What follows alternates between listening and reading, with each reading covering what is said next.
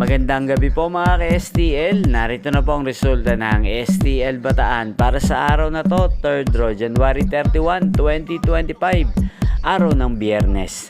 Naway ang mga natayaan nyo pong mga numero kanina ay manalo nawa ngayong gabing ito, 8 PM. Kaya kunin nyo na po ang inyong mga tickets.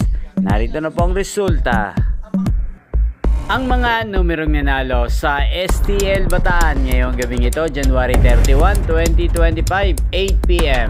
Third draw result, 3 at 34 in exact order. Sa lahat po ng tumaya kanina sa STL Bataan para sa third draw ng 3 at 34, congrats po sa inyo, panalo po kayo. At ngayon po sa STL Bataan, atin pong i-shoutout si Ate Pichi ng Bataan. Shoutout po sa iyo, Ate Pichi.